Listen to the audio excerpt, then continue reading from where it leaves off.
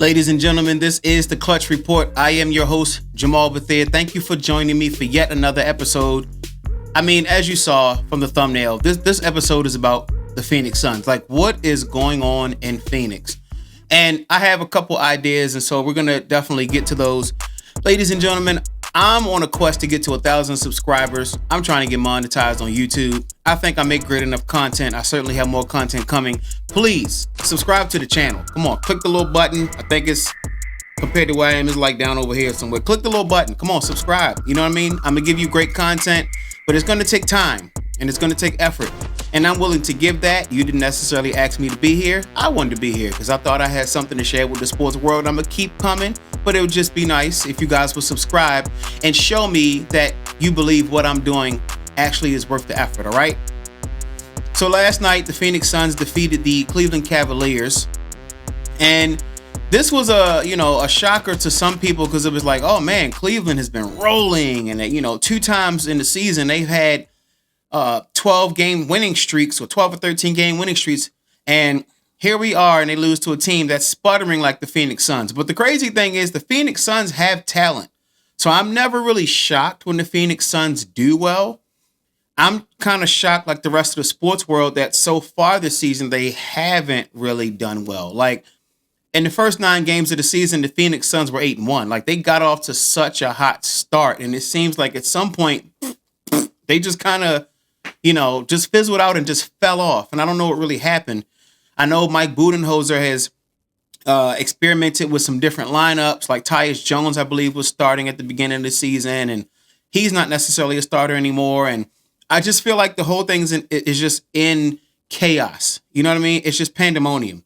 And to be honest with you, typically the best player on the team is looked at to be like the leader or the guy or something like that. And I know a lot of people have put the onus on Kevin Durant. I'm a lifelong LeBronJames fan, and I know some people have said, oh, if this was LeBron and they would be saying this. And ladies and gentlemen, Kevin Durant never has and never will be given the same amount of criticism as LeBron.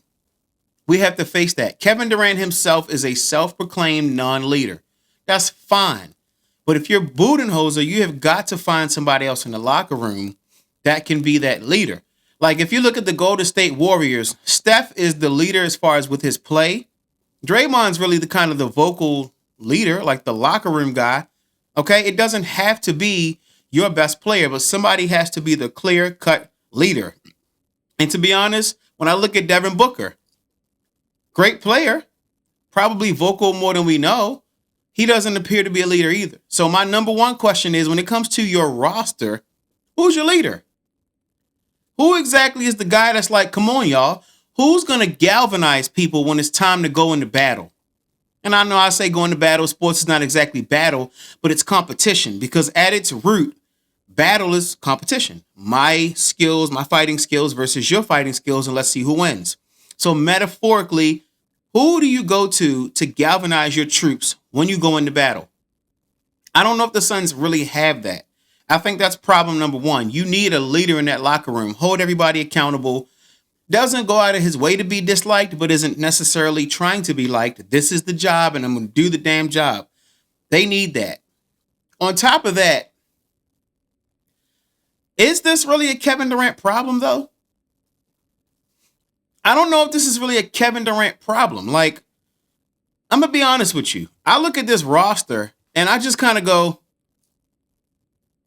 oh, okay. Like the Phoenix Suns roster is just like, I don't see anything impactful in the roster.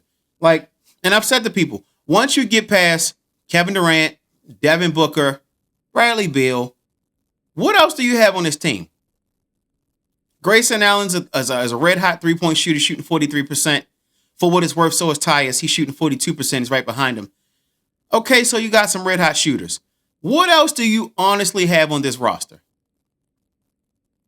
Like, who's the defender? Who's the 3-and-D guy on this team? And just metaphorically speaking, who's the Draymond? Who's the Charles Oakley? Who's the enforcer? Who's the guy that's like, you know what? I might get 3 points tonight, but I'm going to get about 9 fouls on you, and they just only going to call 5 of them. Like, who's that guy? I don't see any of that on this roster. I'm just being honest. Like Kevin Durant, Devin Booker, Bradley Beal, Grayson Allen, Tyus Jones. Nick Richards is playing okay. He's a net negative 2.9. Yusuf Nurkic got traded. Like, I think the biggest problem is when you're talking about winning games, your team has to be competent enough to win games. And everybody's like, what's going on with Phoenix? Kevin should be doing this. Blah, blah, blah, blah. Is it Budenholzer? Is he not coaching correctly? I don't think they have the roster to compete. That's what I think. I don't think they have the roster to compete. The Phoenix Suns are averaging 114.7 points a game. Basically 115. That's good enough for 13th in the league. And you might say to yourself, okay, that's not great, but that's right outside the top 10. It's not horrible. It's right outside the top 10. So out of 32 teams, they are literally 13th. So you have a number 13 offense. The biggest problem is really their defensive rating is 116.4. So out of 32 qualified teams, their defensive rating is 26th.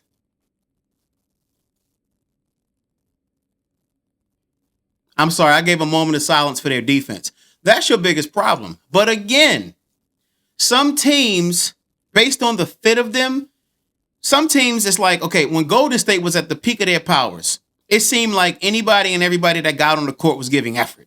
And even Kevin Durant, when he was in that system, he bought into defense. He was rim protecting. He was blocking shots. And I keep saying that to people. When Golden State was winning titles, they were first or second in points per game, and they were first or second in defense. We're going to blow you away on offense, and we're going to stall you on defense.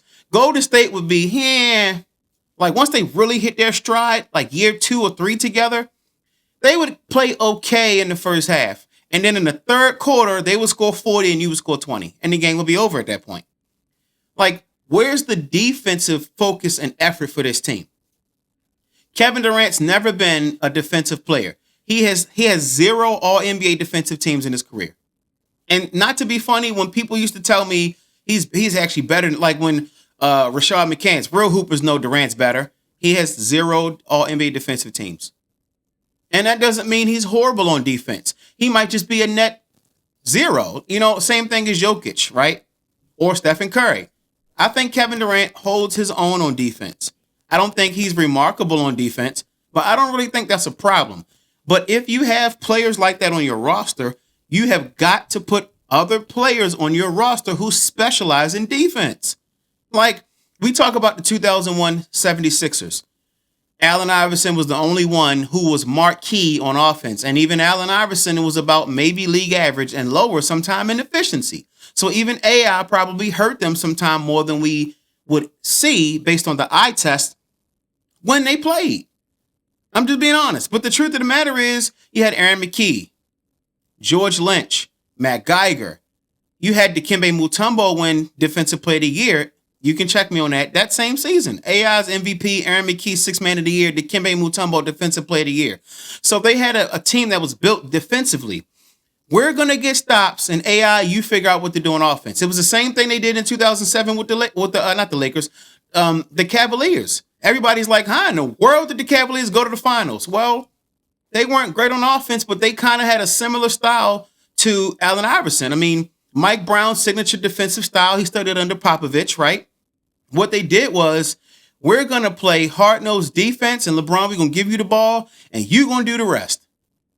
That's what happened in those two instances, even though they could have obviously both benefited from better offense. Well, here you have the offense, but who's the defender? Like, let's talk, if you think about the Lakers.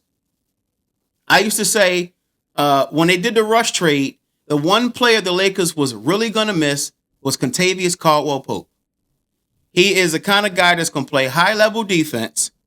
He's not going to ask for the ball a lot, but he's going to hit his three-pointers majority of the time when he gets his shots. He gets his shots, he picks his spots, plays hard-nosed defense. I told people, guys like that are often underrated. Shaq talked about Horace Grant being the best role player of all time. Like, some fans really don't understand that stars don't win the games alone. You need your role players. And when I look at this Phoenix Suns team, I'm like, Who do they have that's a 3-and-D guy consistently? What did the Lakers do to make up for not having Kentavious Caldwell-Pope? In the Luka AD trade, they got Dorian Finney-Smith, who has been a career 3-and-D guy. Jarrett Vanderbilt came back from injury. So you have two excellent wing defenders on the court now. And the Lakers are 13th in defense. Now you could say that's not great, but the point is they're top half of the league. The Lakers averaged 117 points both of the last two seasons. And they gave up 117 points both of the last two seasons, which is why they were a net, like they didn't do anything. And we knew the Lakers were beatable because they proved all year they could score with the best of anybody, but they just couldn't stop anybody. That is literally the Phoenix Suns this year, ladies and gentlemen. They can score with the best of anybody. They can't stop anybody. They just can't. 26th in defense? 26th? If you understand Kevin Durant is not a marquee defender, neither is Devin Booker. They both give effort, but they're not marquee. Then your starting lineup has to have a center who's going to rim protect. Who do they have? You need to have other players on the team that are going to be defenders. This is another thing I used to always say about the Chicago Bulls. When it came to the Bulls, Dennis Rodman, who, by the way, averaged 27 in college. You could say it was Southeastern Oklahoma, whatever. The point is, he got to the pros and realized not everybody's going to be the best player. Not everybody's going to score a whole lot. I'm going to do the dirty work, and that's going to be how I get on the court. I'm going to play hard-nosed defense, and I'm going to rebound. Show me that on this Suns team.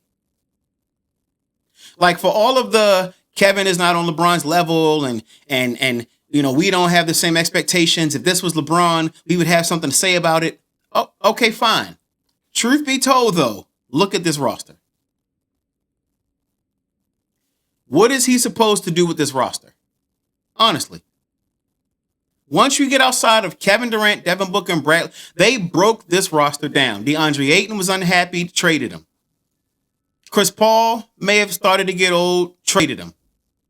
You literally have three marquee players, and everything else is God bless them. I don't blame Kevin Durant at all for this season. Now, I will say this. One of the things about LeBron, Steph, Kyrie even, KD, their efficiency as scorers does not get enough all-time historic conversation. And I say that because Michael's best scorer of all time, 10 scoring titles, 30 points a game, shot 49.7%. But the truth is, Michael also took 22 shots a game. 22 shots a game is a lot of shots. It just is. Can you imagine if Kevin Durant shot the ball 22 times a game? He's averaging 26, 50, 40, and 83 this year. He's averaging 26 points on just 18 shots. Imagine if he took 22 shots a game. Like last night when they beat the Cavs, he took 29 shots. 42 points, 29 shots. I'm going to be honest with you. Kevin Durant is an extreme team fit. He is the most malleable superstar in the history of the sport. You can stick him on any team and he can figure out how to produce because he don't necessarily need shots like that. He can splash from three. He's efficient from mid-range. He'll get fouled and go to the line, and he's like a 87% career foul shot shooter. Kevin Durant can figure out how to work on your team. But what about seasons like this where you wish that 18 shots a game was 22? Because I think another possible fix to this is Kevin just needs to shoot more. He's shooting 18 times a game. Booker shooting 18 times a game. And Bradley Beal is shooting 13 times a game. Like, do people really understand when he was with the Wizards, the contract they gave him? It's hard to move Bradley Beal because of that contract compared to how he's playing. And how he's playing is not necessarily his fault because of injuries. So you're stuck with the guy who literally, Bradley Beal's been in the NBA 13 years. He's played 70 or more games 4 times. Which literally means for the majority of his career, he has been hurt or not available enough. 13 seasons and 4 times he's played 70 games or more. You know what that means? That's 4 out of 13. That's 31%. 31% of his career, he's played 70 or more games. 31? Which means 69% of the time, Bradley Beal is there, he's not there, he's there, he's not there, he's there, he's not there. And they really thought it was a good idea to go get Bradley Beal, who I think has really tried to play point guard at times on this team, but he's not a point guard. He's a good passer for a shooting guard. He's not a facilitator. So when you talk team fit, like I was mentioned a few minutes ago, what's the team fit? Who's the starting lineup? Nick Richards is a 7-footer. Royce O'Neal, decent 3-and-D guy. Okay, I'm not saying don't have him on the roster, but he's not the guy you want to, like, hey, kick it in the corner. He got it. He's cool. He all right. I think the problem is the starting lineup. Number one, this is what they should have. Something like this. Not necessarily these players, but this kind of idealism. Your point guard should be somebody like Michael Conley. Yes, I said it. Some of y'all went, Michael Conley. Yeah, Michael Conley. Michael Conley give you 21 if you need it. But he cool averaging 11 and 5. That's what you need. That's what an old school point guard was before guards started scoring and the whole combo guard. And I'm not saying point guards of old school didn't score. Isaiah Thomas obviously did. But he was giving you 11 assists while he gave you 23 points. Point guards of old, facilitating was the main objective. Scoring was second, third, or fourth. That's the truth. Michael Conley can do that. Facilitate the offense, and he's a good enough shooter. If you leave him open, oops, splash. So just imagine this. Imagine if the Suns had Michael Conley at the point, Devin Booker at the 2. I'm going to scramble y'all's heads real quick.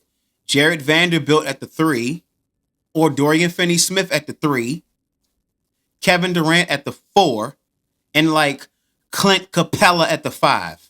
This would be a much different team because defensively, they would be able to lock you down for some stretches. And all of the offensive load wouldn't be on Durant and Booker because Bradley Beal, even this season, hasn't played a whole bunch of games. Getting Bradley Beal was the wrong deal. It was the wrong deal. So this roster is not the kind of roster you can win with. I'm looking at it on my laptop. You can't win with this. And then who knows what the system is that Budenholzer is running. I'm sure it's some kind of system based on what Pop did because he's another guy, came from the Spurs organization. But when you saw Kevin Durant snatch away from him, number one, that's typical. Guys go through that in the hustle and bustle of the season. But I don't think Mike Budenholzer has a hold of the players. I'm going to be honest, I don't. I think they respect him because he's Budenholzer, but I don't think they feel like what he's telling them to do is conducive to what they're really trying to do. I don't. I think he's a good coach. I think he's mismatched for this team. I do. But I think a part of that is the roster, it really isn't, it's just not there. It's just not. I'm looking at this roster and I don't see it. Bobo, by now, most players in NBA history don't get the right coach or the right system. Let me first say that. They don't. So maybe Bobo hasn't found the right system coach combination yet. But by and large, even players who don't get the right coach and system can still prove why they're them. They can still prove that. Because, Kevin Durant has Scott Brooks. Scott Brooks wasn't the perfect coach, but he figured it out. Durant, you can still be who you are, even when you're in a mismatched system. A better system, a better coach can make you play better, but you still got to already poke out. So my big question for people, what do you expect? What do you really expect out of this roster? Oh my God, a roster with Kevin Durant and Devin Booker on it is 34 and 37? Yes, actually, yes. It was the same thing with the Lakers in 21-22. The Lakers in 21-22, LeBron, Dwight Howard, I think, Carmelo, Russell Westbrook, I think they were like, oh my gosh, how in the world could this team not win? Were they a fit? The answer is no. They were not a fit. The names don't make them a fit. The careers don't make them a fit. Who were they at the time? This is what's going on with them. This roster is not a fit. It just honestly isn't. Sorry. That's what's going on with the Suns. They need a more defensive roster. Like, they got some work to do this summer. Whether Kevin Durant stays or goes, they got some work to do. You need some serious defenders on this team. Like, I don't think people understand. You get 1 or 2 superstars and 4 or 5 or 6 or 8 3-and-D guys, and you can win. They don't have that. Look at this roster. Look at it. It's not there. So what's going on with the Phoenix Suns? They don't have the roster to win. And probably not the coach either, to be perfectly honest. I don't put this on Kevin Durant. I think he should shoot more in a system like this. I do. Shoot 22 times a game. If you can average 22 points a game after 18 seasons, only shooting 18 times, what did I say? I hope I said it right. If you can average 26 points a game, only shooting 22 times, I'm stumbling now. If you can average 26 points, only shooting 18 times after 18 years, shoot more. Average 30, average 32. That still may not make them win, because the truth is I just don't think they have the roster. But I would love to see it. It would look like effort. You know what I mean? It would look like it. But I think the biggest problem is they just don't have it.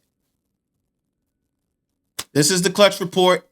You know, let me know in the comments what you think. But I just don't see it. They're 10th in the West. Chances are they're technically still in play for a playing game. You know, but I don't know. They don't play enough defense. But hit me in the comments. Let me know what you think. This is Jamal Bethea with the Clutch Report. Thanks for checking me out. Peace.